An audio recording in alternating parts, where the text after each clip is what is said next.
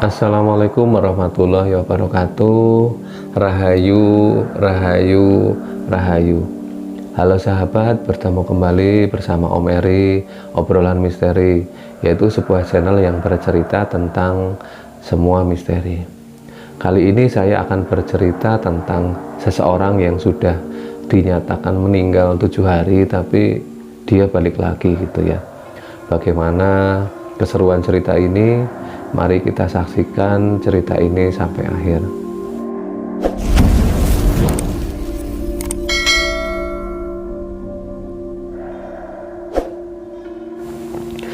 Cerita berawal dari sebuah pembuatan bendungan ya. Sebuah pembuatan bendungan, di situ memang di bendungan itu menghubungkan dari satu desa ke desa gitu, dan ya bendungan kecil lah, bukan bendungan gede lah, bendungan kecil karena letaknya yang strategis, akhirnya dibikin jalan lah. Intinya sih ya sebenarnya dibikin jalan, tapi sekalian di bawahnya dibikin bendungan dan dilakukan untuk pengairan sawah. Singkat cerita, pembangunan itu memang banyak sekali, kata orang-orang di sekitar itulah ya, kata orang-orang di sekitar itu banyak sekali gangguan dari makhluk gaib. Bahkan nggak sedikit orang yang meninggal di situ gitulah ya. Orang yang kebawa arus, ada yang memang meninggal di saat misalnya kejatuhan apa gitu. Tapi kembali lagi lah, karena rumor itu memang sudah banyak berkembang di masyarakat gitu. Akhirnya masyarakat pun bercerita kalau katanya bendungan itu banyak menelan korban nyawa lah gitu. Tapi cerita ini akan saya fokuskan ke salah satu seseorang lah gitu. Ada salah satu orang yang pada saat itu dia itu bekerja di situ, bekerja di bendungan sebagai kuli bangunan. Pada saat dia bekerja, hari-hari biasa kerja biasalah dia bekerja gitu ya. Dan pada suatu ketika pada saat dia kerja itu, tiba-tiba dia itu terpeleset dan dia itu jatuh ke air gitu, karena airnya memang dalam gitu ya, karena sungainya kan sungai yang besar gitu, bukan sungai yang kecil gitu lah ya. Dia masuk ke air kecemplung gitu deh, pure gitu, dan dia ke bawah arus, karena arusnya di situ pas di itu agak deras ya, nggak cuma agak ya, tapi memang deras gitu. Dan akhirnya inisiatif dari teman-teman yang lain pun menolong mereka gitu, tapi karena derasnya air dan kedalaman air yang cukup dalam, akhirnya tidak berani nyemplung mereka nyebar gitu nyebar. Dia menjemput dari bawah gitu, berlari ke pinggir gitu dan bawah.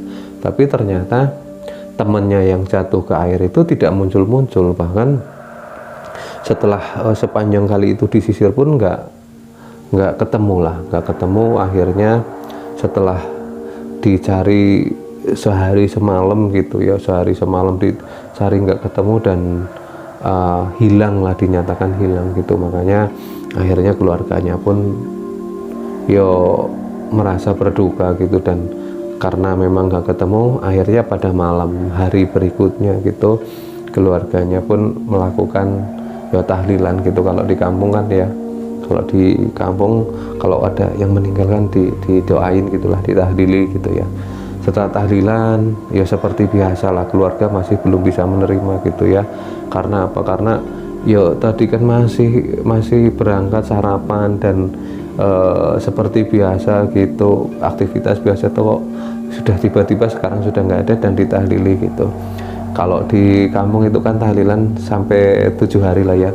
Hari pertama, hari kedua tahlil tidak terjadi apa-apa gitu. Tapi pada pas tahlil yang ketiga, pihak keluarganya dimimpin kalau bahwa dia ketemu sama yang kecemplung tadi lah.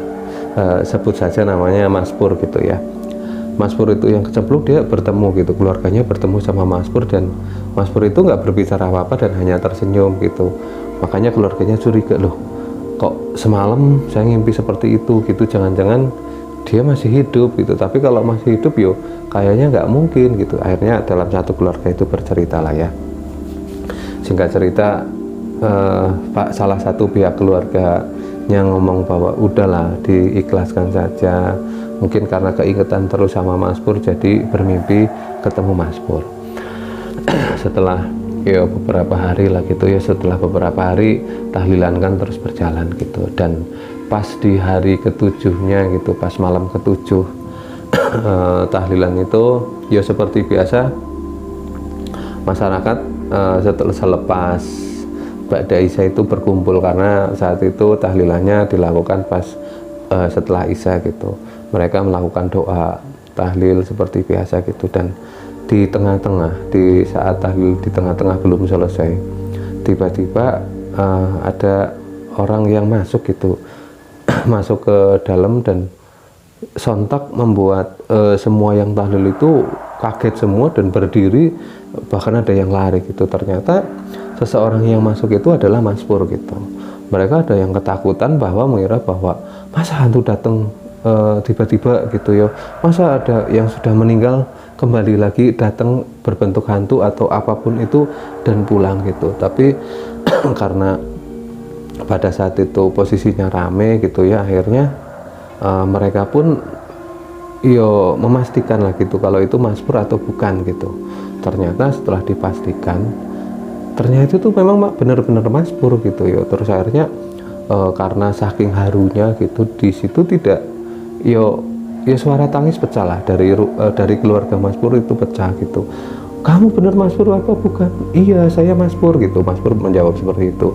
Nah terus akhirnya yo nangis lah, mereka belum sempat berbicara apapun gitu. Akhirnya mereka berpelukan nangis, dan pihak yang lagi tahlil pun bingung gitu, ini tahlilan gimana ini gitu kan. Akhirnya pada saat itu agak lama lah, sekitar ada setengah jam suasana yoga gaduh, dan akhirnya tetangga pun pada datang yang di luar gitu, karena mendengar suara tangis yang begitu kenceng dan ada yang lari gitu. Oh Mas Pur, Mas Pur, Mas Pur gitu kan ya, ada yang ketakutan. Dan akhirnya di saat itu pun rame gitu, di saat itu pun rame, dan mereka bersalaman semua lah gitu. Ada yang mengucapkan selamat ya, dan ya syukur bisa nggak apa-apa gitu dan lain sebagainya. Tapi pada saat itu banyak orang yang masih bertanya-tanya gitu, bertanya-tanya kok bisa-bisanya kamu pulang gitu setelah 7 hari ditahlilin gitu ya, kok bisa pulang gitu. Tapi pada saat itu kan mereka nggak berani ya, masih rame gitu. Setelah keadaan agak sepi gitu, masyarakat juga sudah mulai agak pulang, ada tinggallah beberapa orang di situ gitu ya, terutama pihak keluarganya. Dan Mas Pur pun karena sudah duduk, sudah minum air putih, akhirnya sudah mulai tenang lah gitu. Dan akhirnya ada salah satu keluarga yang menanyakan ke Mas Pur, Mas Pur kamu kok bisa ini, kejadiannya seperti apa gitu. Terus akhirnya Mas Pur pun mulai menceritakan kejadian dari awal saat dia jatuh gitu. Dia menceritakan kalau pada saat siang itu pas saat dia bekerja, dia tiba-tiba terpleset.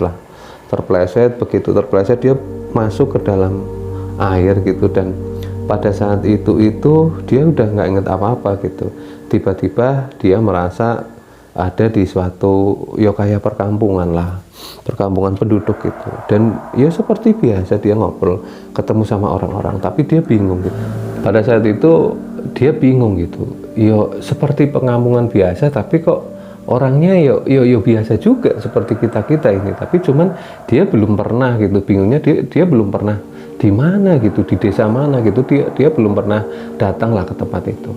Pada saat itu dia berjalan-jalan lah di kampung itu, berjalan-jalan, dan akhirnya dia itu ketemu seseorang, dan dia berkata kalau dia menanyakan gitu, loh saya di mana gitu, tapi nggak ada yang menjawab kalau dia berada di mana gitu. Bahkan orang-orang di kampung itu cuman ngeliatin kayak yang aneh juga gitu, ngeliatin Mas Pur kayak yang aneh gitu. Tapi dia akhirnya mampir ke tempat seseorang, dan dia bercerita gitu, bukan bercerita, dia bertanya gitu di mana gitu. Tapi